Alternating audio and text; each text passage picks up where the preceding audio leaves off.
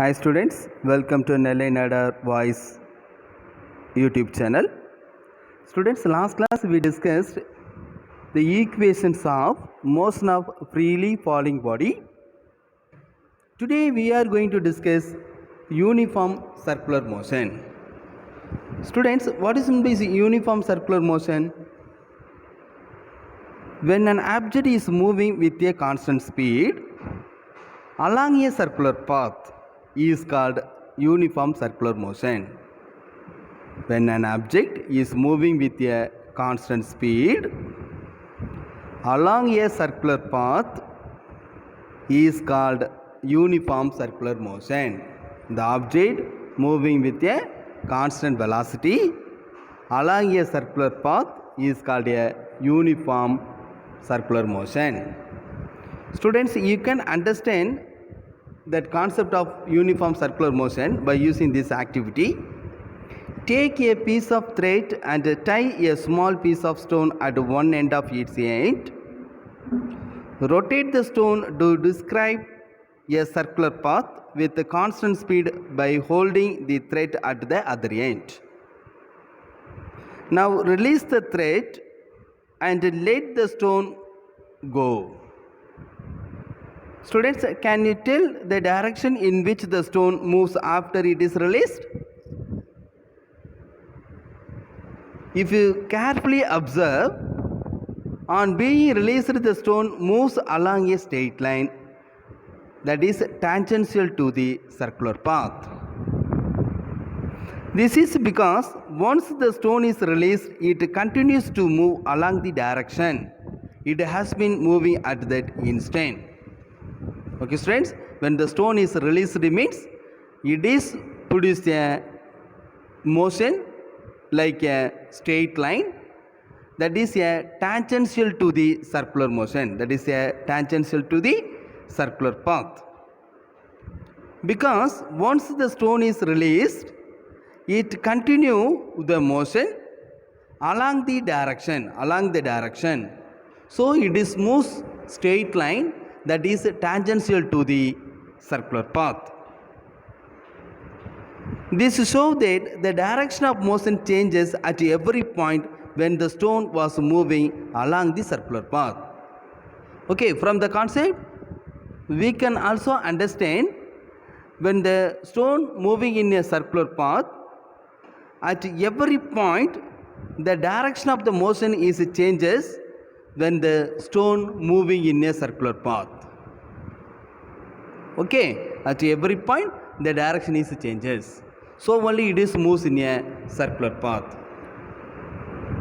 When an object is moving with a constant speed along a circular path, the velocity changes due to the change in direction. Okay, at every point the direction is changes, so the velocity of the object changes due to the change in direction.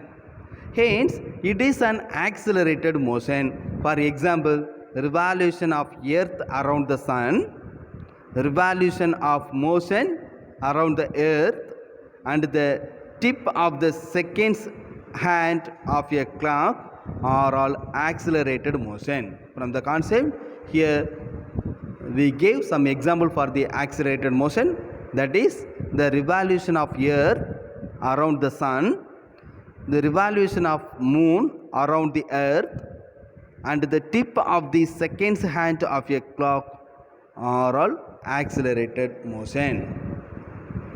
If an object moving along a circular path of radius r take the time t to come back to its starting position, then the speed v is given by the speed is equal to circumference of the circular path divided by time taken. Okay, because you know the speed is equal to distance divided by time. So the object moves in a circular path means the distance covered by the object is equal to circumference of the circular path. Okay, so the speed is equal to circumference of the circular path divided by time taken. So you know the formula for the circumference of the circle, that is 2 pi r. So v is equal to 2 pi r divided by the time is a capital letter T. So v is equal to 2 pi r divided by T. Students, follow that. We are going to discuss centripetal acceleration and the centripetal force. Next topic. Your body is said to be accelerated if the velocity of the body changes either in magnitude or in direction. So, the motion of a stone in circular path with a constant speed and continuously change the direction, it is an accelerated motion. In the case, there must be an acceleration acting along the string directed inwards, which makes the stone to move in circular path. Okay, when the stone is moves in a circular path, what happened? There must be an acceleration acting along a string directed inwards, which make the stone to move in a circular path. Okay, listen it in this diagram. Okay, whenever the stone is moves in a circular path, here the acceleration of the stone is acting towards the center, which makes the stone to move in a circular path. So, this acceleration is known as a centripetal acceleration. Centripetal acceleration. Okay, here the direction of the string inwards. This type of acceleration is centripetal acceleration, and the force is known as centripetal force.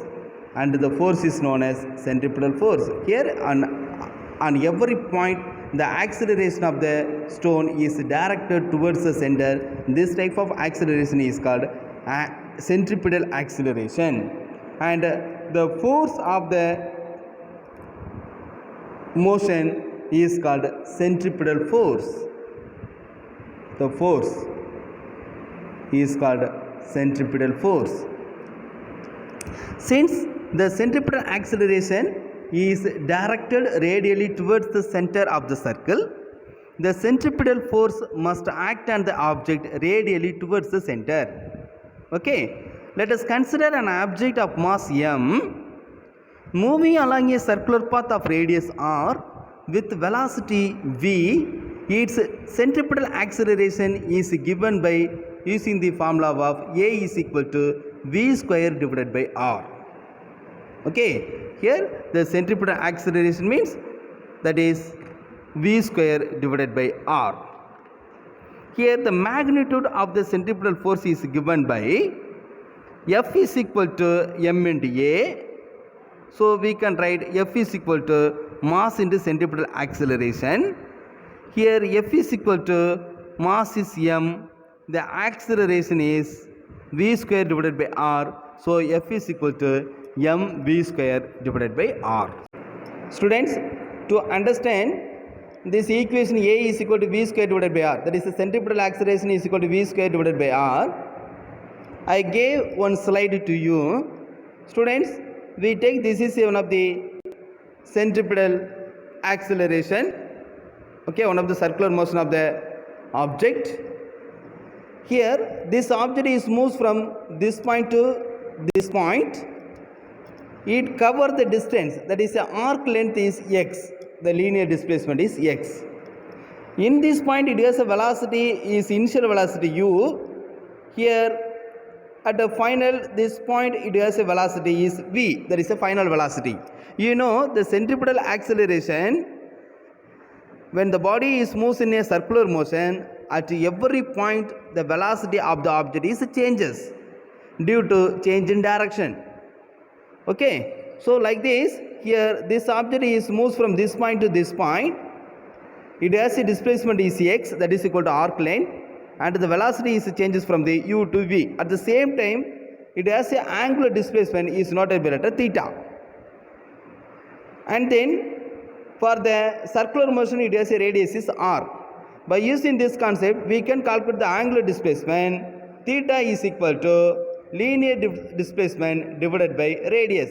So it is a general formula. So we can write theta is equal to x divided by r. This is equation number 1. And then by using this concept of change in velocity, we can write initially it has a velocity u, finally it has a velocity is v. So we can calculate the change in velocity means that is the difference between the final velocity and the initial velocity, that is v minus u. We can write del v is equal to v minus u. So the change in velocity is also equal to the arc length. So we can write what is meant by del v. Del v is equal to v minus u. It is also equal to the x. Here the value of the x is calculated by using the formula of, that is the arc length is calculated by using the formula of angular displacement theta into velocity. So we can write the del v is equal to x. It is also equal to theta into v. It is also equal to theta into v. Now substituting equation 1 in equation 2, already we know theta is equal to x divided by r. That is substituting this equation means we can write the equation 2 is modified to del v is equal to x divided by r, because theta is equal to x divided by r. So x divided by r into v. We know that what is the values of the arc length? The arc length is calculated by using the formula of velocity into time. That is a linear displacement. Displacement is equal to velocity into time. So x is equal to v into t. Okay, it has a final velocity v. It will take time to travel from this point to this point. We consider that is a t. So the displacement x is equal to v into t. That is a substitute in this equation means we can write del v is equal to what is x? That is v into t divided by r into v. So in next step v into t into v is equal to v square t divided by r. From this concept we can write del v divided by t. Okay, t means the right hand side it has a t, it will become as a divided part in left hand side. So del v divided by t is equal to v square divided by r. What is meant by del v divided by t? That is rate of change of velocity, that is called acceleration. So the centripetal acceleration A is equal to v square divided by r. Okay students, so by using this concept only, here we gave the centripetal acceleration A is equal to v square divided by r. Students, I hope that all the students you understood well about this equation. Students, based on the concept of centripetal acceleration, now we are going to discuss one problem question answer. A 900 kilogram car moving at 10 meter per second takes a turn around a circle with a radius of 25 meter. Determine the acceleration and the net force acting upon the car. Students, first we need to take the given data. The mass of the car is 900 kilogram, moving with the speed is 10 meter per second. It takes a turn around a circle with a radius of 25 meter. We need to calculate the acceleration and the net force acting upon the car. When the car turns around a circle, it experiences centripetal acceleration. We know that, okay? The object, it is moves towards the center. So there is experience acceleration, that is a centripetal acceleration. We know the formula for the centripetal acceleration, A is equal to v square divided by r. Students, here the speed of the car is given, that is a 10 meter per second, and the radius is also given. So we can calculate centripetal acceleration. A is equal to 10 square divided by 25, so that is equal to 100 divided by 25, that is equal to 4 meter per second square. Okay students, that is 4 meter second inverse square. Next, net force acting upon the car. Net force acting upon the car. It is calculated by using the formula of F is equal to m into A, that is mass into acceleration.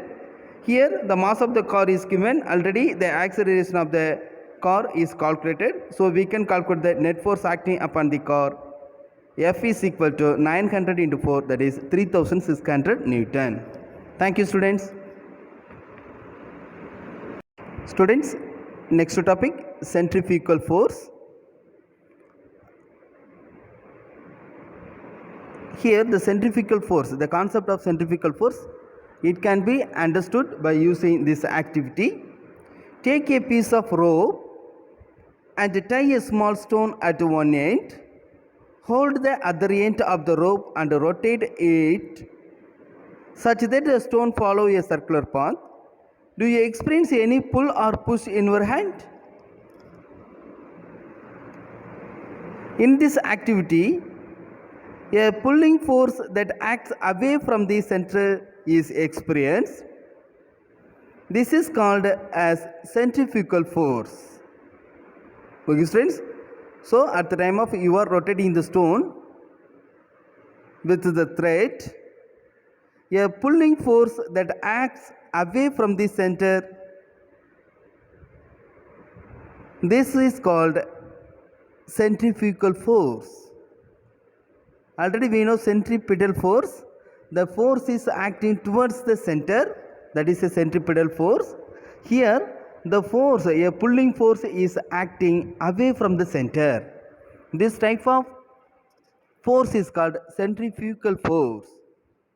Force acting on your body away from the center of the circular path is called centrifugal force. What is the centrifugal force? Centrifugal force means force act on your body away from the center of the circular path is called centrifugal force. The centrifugal force act in a direction which is opposite to the direction of the centripetal force. Because the centripetal force is acting towards the center, the centrifugal force is acting away from the center. So, the centrifugal force act in a direction which is opposite to the direction of the centripetal force. Its magnitude is the same as that of centripetal force. Okay, friends, the magnitude of the centrifugal force is the same as the centripetal force. The dryer in a washing machine is an example for the applications of the centrifugal force. Okay, the example for the centrifugal force or the applications of the centrifugal force, that is the dryer in a washing machine is an example for the applications of the centrifugal force. Thank you, students.